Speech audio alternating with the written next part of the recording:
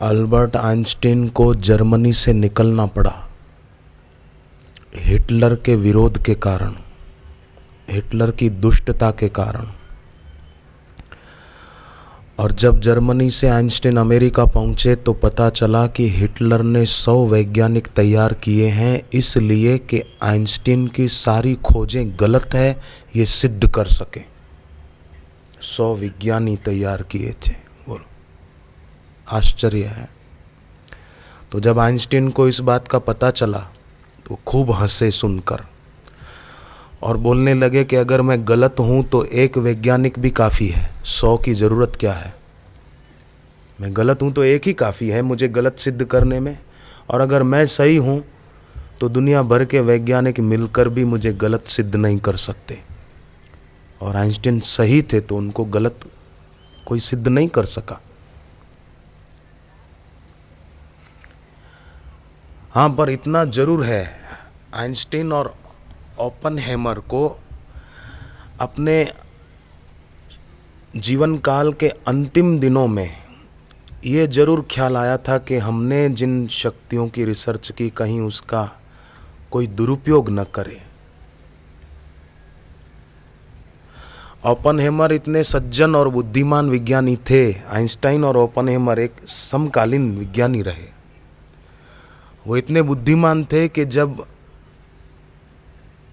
उसका परीक्षण किया, अणु बम जो उन्होंने रिसर्च की थी उसका परीक्षण किया, तो ओपनहेमर ने गीता का श्लोक बोला। विदेशी विज्ञानी गीता का श्लोक बोला उस समय, अपनी प्रसन्नता व्यक्त करते हुए। तो देखो, उन्होंने जो रिसर्च की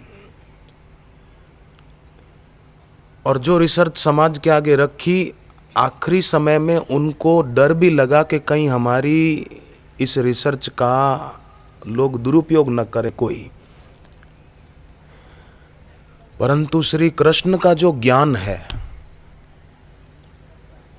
वो अर्जुन को देते समय, बताते समय भगवान उल्टा अर्जुन को ये भी कह रहे हैं अभयम, वहां कोई डर नहीं है। तो संसार की जानकारी कितनी भी पाले आदमी, पर भय से, चिंता से, तनाव से मुक्त नहीं हो सकता।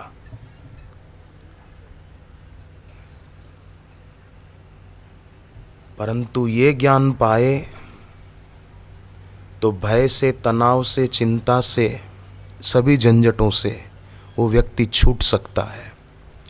शारीरिक रोगों से भी छूट सकता है। अमेरिका में एक नई मनोचिकित्सा का बड़ा प्रभाव है जिसका नाम है प्राइमल थेरेपी। उस प्राइमल थेरेपी का ऐसा दृष्टिकोण है कि व्यक्ति को पूर्ण स्वस्थ होना है तो उसकी चेतना में पीछे की तरफ लौटने की गति प्रारंभ होनी चाहिए। कि मैं पहले स्वस्थ था, मेरी आंखों की रोशनी बढ़िया थी, मेरी किडनी बढ़िया थी, मेरा हार्ट बढ़िया था, लीवर बढ़िया था, ऐसा पीछे की तरफ लौटे। जेनोव उस विज्ञानी का नाम जिसने ये प्राइमल थेरेपी विकसित की। तो उनके पास एक बार एक बूढ़ी महिला आई, 80 साल की। उसकी आंखें खराब थी पिछले 20 वर्षों से, दिखता नहीं था बेचारी को। तो विज्ञानी ने उसको प्रयोग कराया, थोड़े दिन के लिए कहा आप रोज आइए और ये प्रयोग कीजिए। वो पीछे लौटने लगी कि मैं 55 साल की थी तब मेरी आंखें कैसी थी, 40 साल की थी तब कैसी थी, ऐसा करते करते मैं 6 साल की थी तब मेरी आंखें कैसी थी, बिल्कुल ठीक थी। विज्ञानी ने कहा तब की कोई घटना हो 6 साल की आपको याद तो वो बताओ। तो उसने जब वो एक घटना बताई कि ऐसा हुआ था, ऐसा हुआ था, और वो बोलते बोलते उस महिला की आंखों की रोशनी लौट आई और उसको दिखाई देने लग गया। और सभी उस विज्ञानी को धन्यवाद देने लगे। उस विज्ञानी जेनोव का कहना है कि थोड़ा समय लगता है इसमें, पर लाभ जरूर है।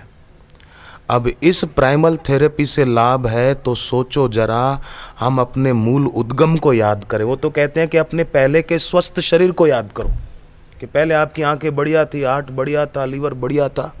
वो याद करो तो फायदा होता है। विज्ञानी ने रिसर्च की तो जो हमारा मूल उद्गम है उसको अगर याद करें, उसमें मन लगाएं तो क्या नहीं मिल सकता। ये विचारणीय है। और ये भी विचारणीय है कि संसार में हमको ईश्वर अपने लगते हैं कि संसार अपना लगता है। संसार प्यारा लगता है कि ईश्वर प्यारे लगते हैं, क्या प्यारा लगता है, ये विचारणीय है। और ये भी विचारणीय है कि हमारे साथ सदैव भगवान रहेंगे कि दुनिया रहेगी। बोलो, संसार की चीज़ें रहेंगी, शरीर रहेगा कि ईश्वर रहेंगे, ये विचारणीय है। और संसार तो है मृत्यु लोक, मृत्यु संसार सागरात, मृत्यु संसार वर्तमनी। 9वें अध्याय के 3 श्लोक में और 12वें अध्याय में भगवान ने ये बात कही है कि ये तो मृत्यु लोक है। तो ये मृत्यु लोक है ऐसा जानते हुए भी अगर हमको संसार में रस बुद्धि हो तो ये कहाँ तक ठीक है, ये जरा विचारें। मृत्यु लोक है सब जानते, पर फिर भी अपनी तर्क प्रवण बुद्धि को एक तरफ रखकर अनुराग युक्त बुद्धि को बढ़ाना चाहिए, सात्विक बुद्धि का अंश विकसित करना चाहिए। तो ये मृत्यु लोक है ये जानते हुए भी हमारी दृष्टि ईश्वर के तरफ न होकर संसार के तरफ हो जाए तो ये कहाँ तक ठीक है, ये जरा सोचें।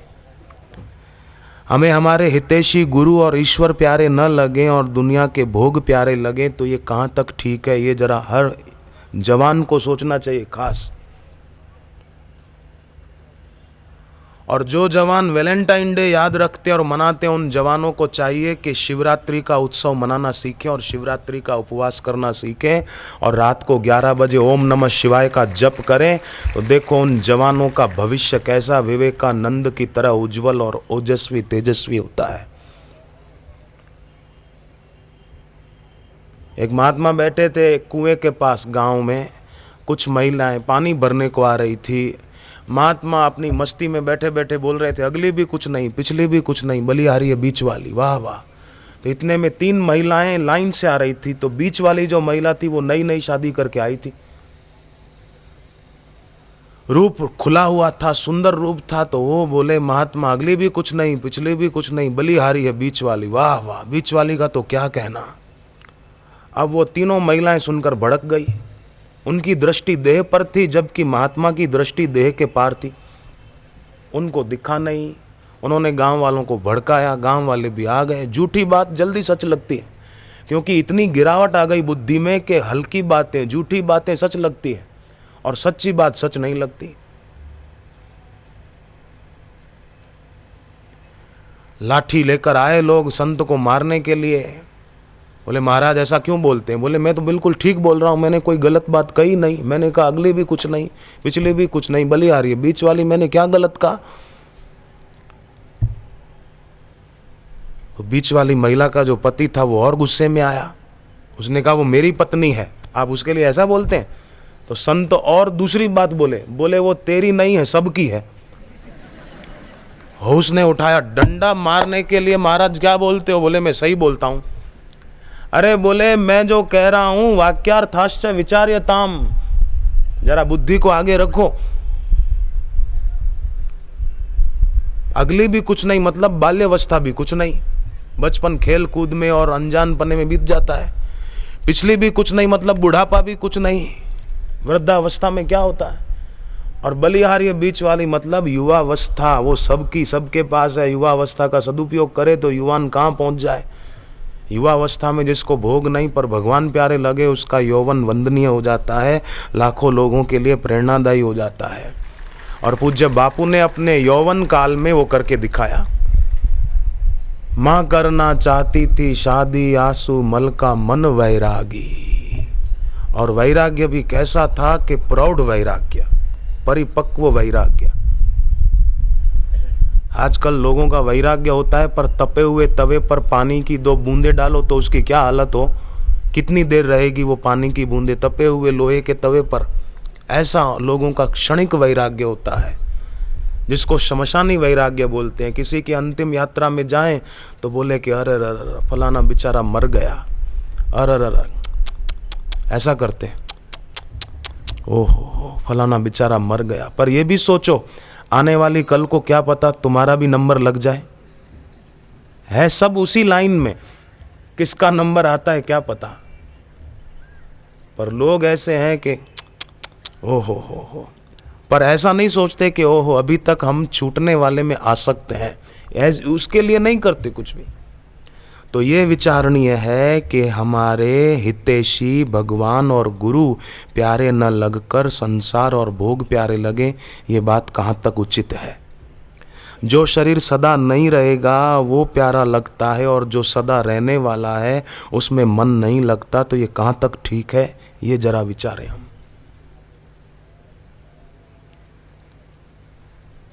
ये विचारने से बड़ा विकास होता है, भक्ति बढ़ती है। और इतना विचार तो हर मनुष्य को करना चाहिए कि यहाँ कुछ भी अपना नहीं है, मिलता हुआ दिखता है पर मिलता नहीं। एक महिला ने अपने पति को कहा, पतिदेव मैंने रात को सपना देखा कि आप मुझे एक बड़े ज्वेलर की दुकान पर लेकर गए और 9 लाख का कीमती हार मुझे खरीद कर दिया।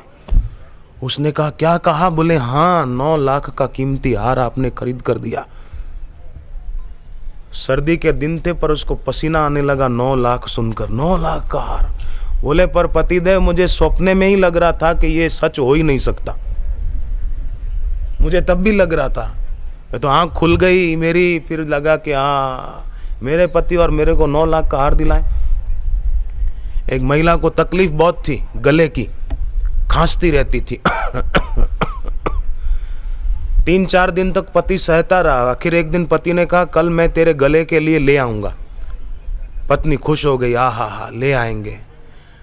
तो पत्नी ने सोचा कि गले का हार लेकर आएंगे हीरों का, और अगले दिन तो उसने खांसी की गोलियां लाकर दी कि ये ले तेरे गले के लिए लाया हूं। बोले मैं तो समझी थी आप हार लाएंगे।